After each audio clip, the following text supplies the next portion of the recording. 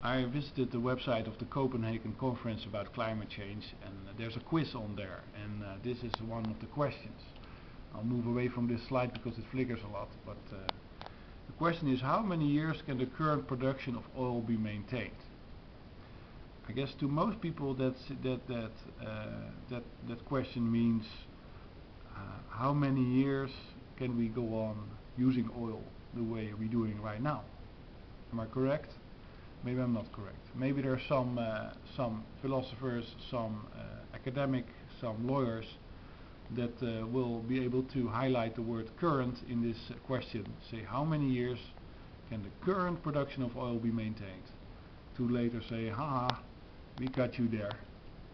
Because it's wholly misleading. There are three options in this question.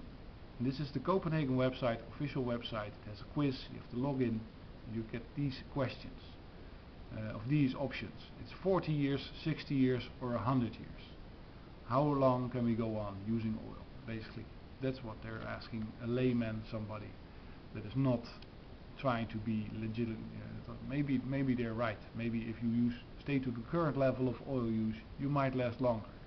But the fact is that oil use grows globally every year by about 7%.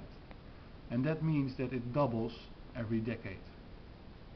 Every decade we need to find exactly as much easily extractable oil as we have already used up until that time.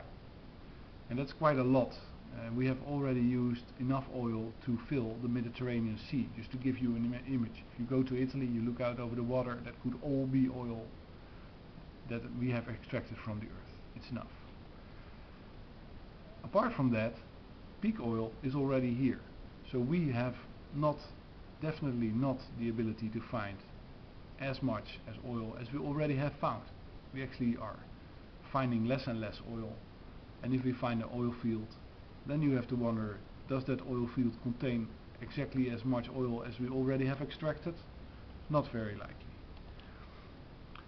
And these years, if you take it the way any sane person would take, or a serious person would take that question, the number of years, 40 years, 60 years, 100 years, if you use the knowledge about increased use of oil, which doubles in a decade, then you would say, the question would be, do you think the earth has about 16 times as much oil as has already been extracted?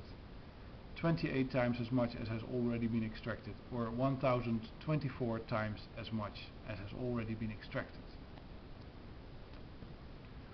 That's basically the question. And it's quite an important question, you know. It's a very important question, but of course if you leave people three options that all of them are completely wrong, because we're not going to find 16 times the amount of oil that we have already extracted from the earth as easily extractable as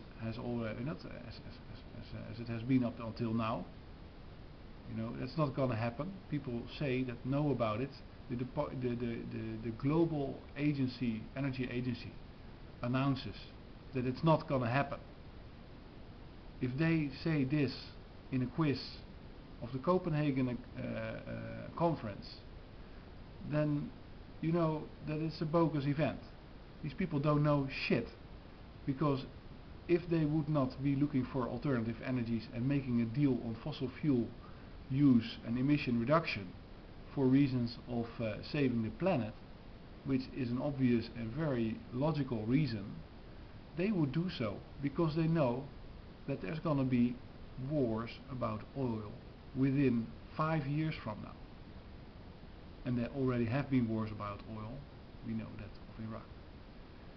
And that it's pretty wise to make a deal between India, China, Brazil, South America, Russia, US, you know, to basically avoid the next world war, which will be about oil. But these morons do not care about that. Basically, you can conclude that the leaders of this world that get together in Copenhagen don't give a damn about anything.